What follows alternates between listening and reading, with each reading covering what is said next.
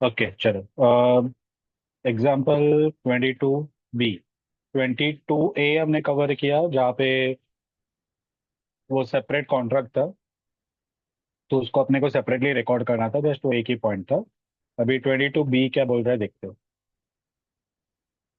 On 1420 the contract is modified to deliver 150 unit of A instead of remaining 100 unit by 36,020 at price of 1,500 per unit.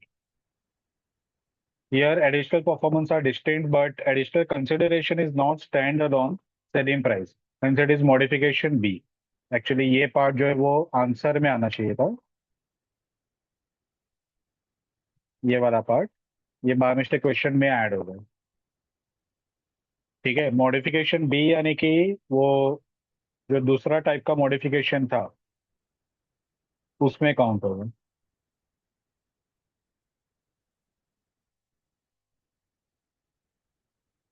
ये वाला termination of existing contract and creation of new contract. ठीक है, ये वाला modification यानी कि modification B. तो हम लोग यहाँ पे क्या करेंगे,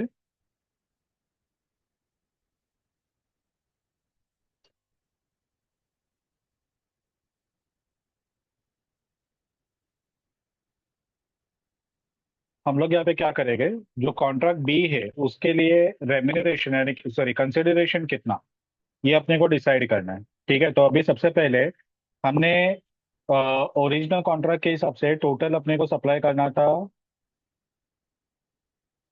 200 यूनिट। 200 में से 100 हमने ऑलरेडी सप्लाई कर लिया है, और वो बोल रहा है कि 100 सप्लाई किया प्लस और 150 सप्लाई कर। ठीक है, तो 100 ऑलरेडी सप्लाइड है। ये फाइनेंशियल ईयर 18-19 में हमने सप्लाई कर लिया है 1600 के भाव से। तो ये लास्ट ईयर का सेल्स होगा। बैलेंस अपने को 100 सप्लाई करना था 1600 के भाव से। अभी अपन वो कैंसिल करें, बोल दे कि 150 सप्लाई कर, और ये 150 सप्लाई कर कितने के भाव से, 1500 के भाव से। ठीक है, 1500 के भाव से सप्लाई करना। तो अभी 100 वाला कैंसिल हो रहा है, टर्मिनेट हो रहा है, और नए वाला अपन यहाँ पे बुक्स पे रिकॉर्ड करेंगे। तो revenue recognise for the financial year 18-19, 100 unit 160 पे अप्लाई कर लिया, 1600 पे अप्लाई कर लिया, तो 1,60,000 अपन लास्ट ईयर का रिकॉर्ड कर लेंगे। और करंट ईयर में जो नया सेल आ रहा है 150 यूनिट, उसका कंसिडरेशन कितना पकड़े गए। तो इंडिया से क्या बोला था कि पहले वाले का जो अनसेटिस्फाइड कंसिडरेशन है, जो अभी तक हमने पे नहीं किया है, वो प्लस नए वाले का कंसिडरेशन, ये दोनों मिला के टोटल कंसिडरेशन मिलेगा। तो पहले वाले का यहाँ पे भी कुछ है ही नहीं, क्योंकि हम लोग को कॉन्ट्रैक्ट टर्मिनेट कर रहे हैं। और नए वाले का डायरेक्टली 1,500 का जो प्राइस है हम लोग को बुक करें। ठीक है, तो 2,25,000 1500 इंटू 150 के हिसाब से पहले का कुछ कंसिडरेशन बैलेंस नहीं है। ठीक है, क्योंकि वो कॉन्ट्रैक्ट टर्मिनेट हुआ है। तो 2,25,000 ये सेल बुक होगा ये करंट फाइनेंशियल ईयर 1920 में। समझ में आया क्या एवरीवन? हाँ सर।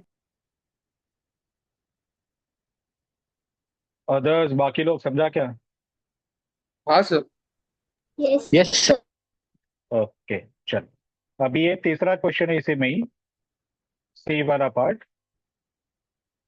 अब ये क्वेश्चन पहले के क्वेश्चन से अलग है। ये इसका पहले के क्वेश्चन से कोई लिंक नहीं है। The original contract for a product project was 50,000 based on estimate of 200 production hours at the rate of 250 per hour. यानी कि हम लोग कुछ सर्विस देने वाले रह गए, जिसके लिए 200 आवर्स का अपने को सर्विस देना है, 250 रुपीज पर आवर का अपना रेट है। तो अपन टोटल 50,000 रुपया चार्ज करें। After revenue recognition for 100 hours, the contract is modified to increase the required hours by 50. Number one, at hourly rate of 200. Number two, hourly rate of 200 for the remaining hours. Number three, at hourly rate of 200 for the total hours required. तो तीन situation उन्होंने दिया है। अब वो लोग क्या बोल रहे हैं कि टोटल 200 आवर्स अपने को सप्लाई करना था। 200 में से 100 ऑलरेडी सप्लाइड है, ये हो चुका है। बैलेंस रहा 100। अपना जो रेट है ओरिजिनल के हिसाब से वो 250 के हिसाब से रिकॉर्ड करना था। तो 250 इंटू 100, 25,000 हमने ऑलरेडी बुक कर लिया है। बैलेंस था वो 250 के हिसाब से 25,000 का और देना बाकी था। अब हुआ ये कि जो 100 आवर्स बैलेंस था उसके जगह पे वो बोल रहे कि increase the required hours bye 50, यानी कि 150 टोटल आवर्स अभी और सप्लाई करना है। ठीक है, ये चेंज कर दिया 150 आवर्स। लेकिन तीन अलग अलग सिचुएशन दे रहे हैं। पहले सिचुएशन में बोल रहा है कि जो आवर्स है वो 200 के हिसाब से अपने को सप्लाई करना है।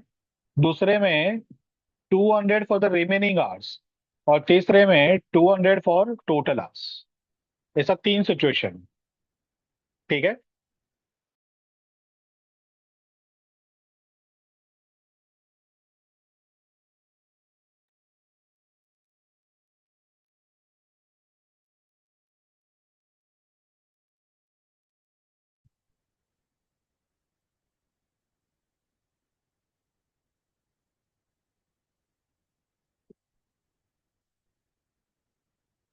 ठीक है, तो तीन सिचुएशन वो लोग बोल रहे हैं कि 50 आवर्स और सप्लाई करो, यानी कि 100 के जगह पे टोटल 150 आवर्स अपने को सप्लाई करना है बैलेंस। पहले में आर्ली रेट 200 रुपीज रहेगा, दूसरे में 200 rupees for the remaining hours रहेगा, और तीसरे में 200 hours for the total hours required. Total hours बोला तो जो ऑलरेडी सप्लाई किया प्लस जितना नया सप्लाई करना है वो सभी के लिए। अब पहला पॉइंट ये है कि जो कॉन्ट्रैक्ट है उसमें जो परफॉर्मेंस है वो सेम है।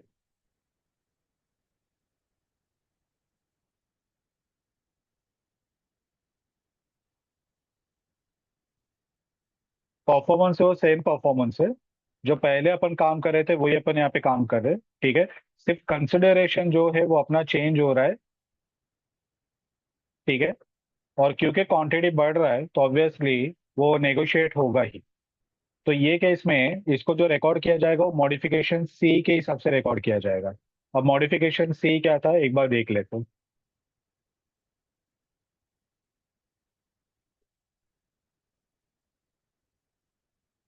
देखो, मॉडिफिकेशन सी जो था वो था continuation of existing with modification.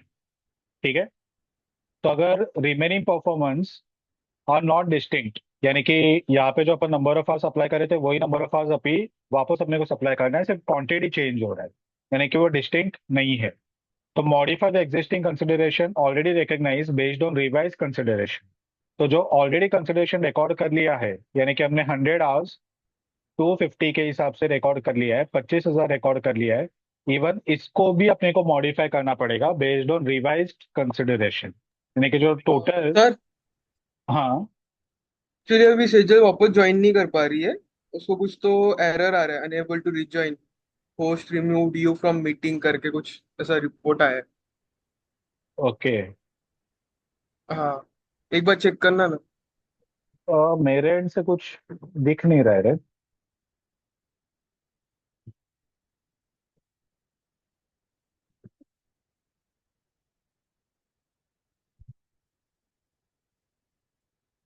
उसको वापस एग्जिट करके वापस एक बार ट्राई करने को बोलो।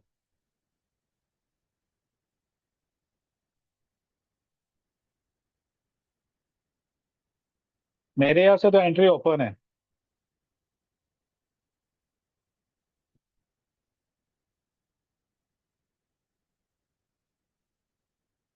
बोलता हूँ उसको वापस ज्वाइन करने को। हाँ।